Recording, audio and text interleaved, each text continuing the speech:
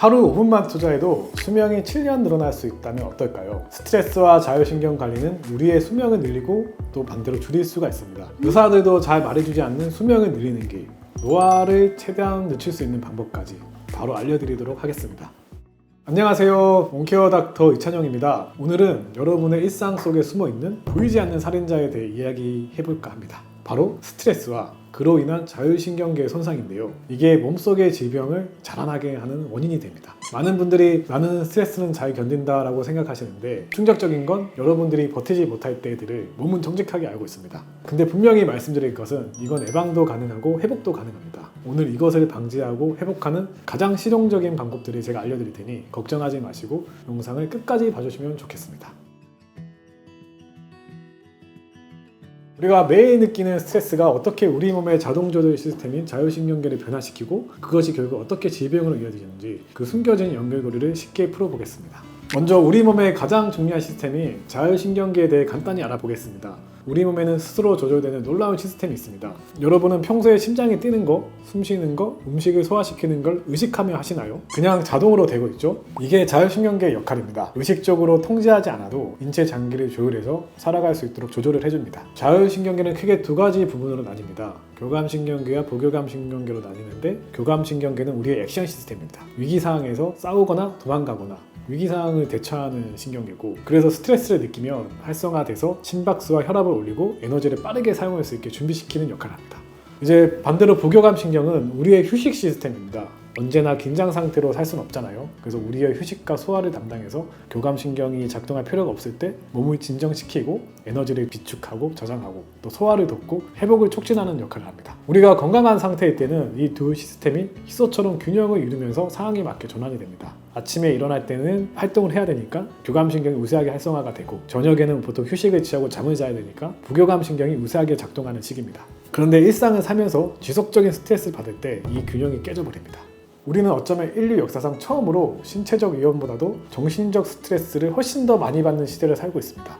실제 위기상은 없더라도 그냥 정신적인 스트레스를 받는 날들이 훨씬 많죠. 근데 이게 하루 종일, 매일, 매주, 매년 지속되는 겁니다. 우리가 호랑이를 만나면 몸은 바로 반응을 하잖아요. 교감신경이 활성화되면 아드레날린이 분비되고 심장이 빨리 뛰고 근육으로 혈류가 몰리고 에너지 선택과 집중을 위해 소화는 일시 중단됩니다. 한마디로 생존할 준비가 다 갖춰진 상태가 되는데, 이 위기상에서 벗어나면, 호랑이에게서 벗어나면은 다시 이완이 돼야 되겠죠. 근데 현대사회는 이런 위기상 호랑이가 계속 있는 거예요. 그러니까 정신적인 스트레스 때문에 뭐 예를 들면 업무적인 마감 시간, 뭐 경제적인 불안감, 뭐 인간관계에서 생기는 스트레스, 이런 게 계속 있는 거죠. 이런 종류의 스트레스가 매초, 매일, 매 순간 지속된다면 이게 만성화가 되고, 그래서 이런 만성화된 스트레스가 절대 가볍게 느껴서는 안 되는 여러 가지 질병으로 나타나게 됩니다. 이런 만성이 되면은 우선 교감신경이 계속 비상모드로 작동하고 있다 보시면 됩니다. 계속 자동차 엔진을 항상 최고 RPM으로 돌리고 있는 거죠. 그러다 보니까 휴식 모드로 전환되지 않아서 부교감신경 활성이 저하되고 몸의 회복을 담당하는 부교감신경이 억제가 계속되니까 몸이 회복이 안 되는 겁니다. 그리고 또 심장 변이도가 감소합니다. 무슨 말이냐면은 심장 변이도, 그래서 심장 박동 간격의 변화인데, 이게 우리가 자율신경 기능을 평가할 때 중요한 지표인데 심장 박동 변이도가 감소하게 되는 거죠. 건강한 사람 같은 경우는 유연하게 변화합니다. 근데 만성 스트레스 받는 분들은 이런 심장 박동의 변이도가 감소하면서 환경 변화에 적응하기 점점 어려워집니다. 실제 연구에 따르면 낮은 심장 박동 변이도는 심장마비 발생률을 3배나 증가시키고 뇌졸중 위험을 45%나 증가시키고 여러 가지 사망률 증가와 연관이 있다고 밝혀져 있습니다. 여기서 굉장히 중요한 개념이 나옵니다. 알로스타틱 부하라고 하는데, 지속적인 스트레스로 우리 몸의 적응 시스템에 생기는 마모화 손상을 말합니다. 자동차가 계속 고속으로 달리게 되면 엔진이 가열되고 부품이 마모되는 것처럼 우리 몸도 지속적인 스트레스 시달리면 마모되고 손상될 수밖에 없습니다. 우리 몸의 엔진이 가열되고 부품이 마모되면 당연히 망가질 수밖에 없겠죠. 그래서 질병이 생기고 시름시름 아프기 시작합니다.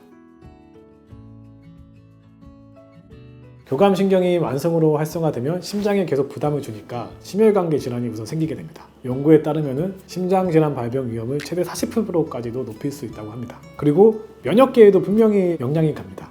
자율신경계가 면역 시스템과도 밀접하게 연결되어 있기 때문에 우리 몸이 점점 회복을 하기가 어렵고 자가 면역 질환이나 겨울철만 되면 감기가 걸린다든지 면역력이 급속히 악화가 되기 시작합니다.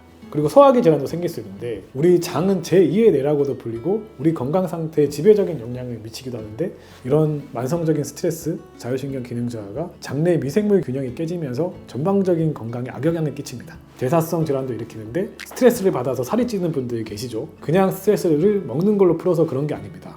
스트레스로 인해서 호르몬이나 혈당 등에 다 영향을 줘서 그런 스트레스가 복부 지방을 축적시키게 되고 인슐린 저항성도 증가하고 당뇨병 위험도 올라갑니다. 그리고 애초에 스트레스가 식욕 조절 호르몬을 교란시켜서 가식이나 폭식이 생기게 되는 겁니다. 그냥 먹는 걸로 푸는 게 아니라 과학적인 원리로 인해서 그렇게 되는 겁니다.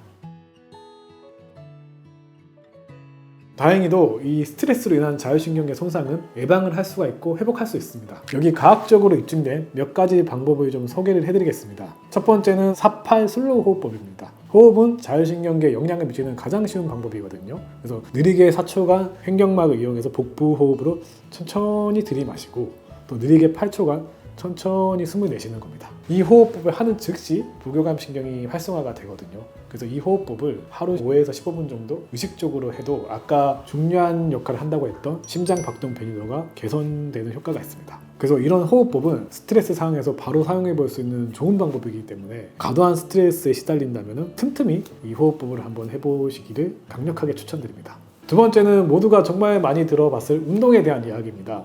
여기서 제가 심장박동 변이도를 개선시키는 최적의 운동법을 알려드리도록 하겠습니다. 일단 과도한 고강도 운동은 추천하지 않습니다. 이게 오히려 교감신경을 더 활성화시켜서 균형을 무너뜨릴 수 있습니다. 매일 30분 정도의 중강도 유산소 운동이 약물 치료보다 더 효과적일 수가 있습니다. 세 번째는 수면입니다. 수면만 잘 취해도 수명은 몇 년이 늘어날 수 있습니다. 중요한 건 일관된 수면, 일관된 기상 시간을 유지하는 건데 자신이 할 수 있는 가장 현실적인 시간을 정하셔서 꼭 지켜주셔야 됩니다. 또 수면의 질을 높일 수 있도록 주무시기 2시간 전에는 이 블루라이트 노출을 최대한 피해 주셔야 돼요. 이런 블루라이트가 멜라토닌 분비를 떨어뜨려 버리거든요. 자해 시간에는 멜라토닌 분비가 자연스럽게 올라오면서 수면에 들게 되는데 누워서 핸드폰 하는 분들 많잖아요. 그렇게 계속 미디어에 노출되면 블루라이트 때문에 멜라토닌 분비가 감소하게 되고 그게 바로 불면으로 이어질 수가 있습니다. 그리고 팁을 하나 또 드리자면은 침실의 온도는 18에서 20도가 적당하니까 온도를 한번 조절해 보는 것도 하나의 방법이 되겠습니다.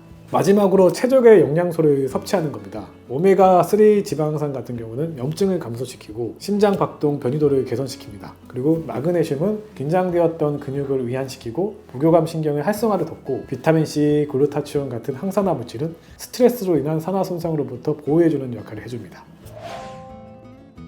생각보다 스트레스와 자율신경계가 건강에 영향을 많이 주죠.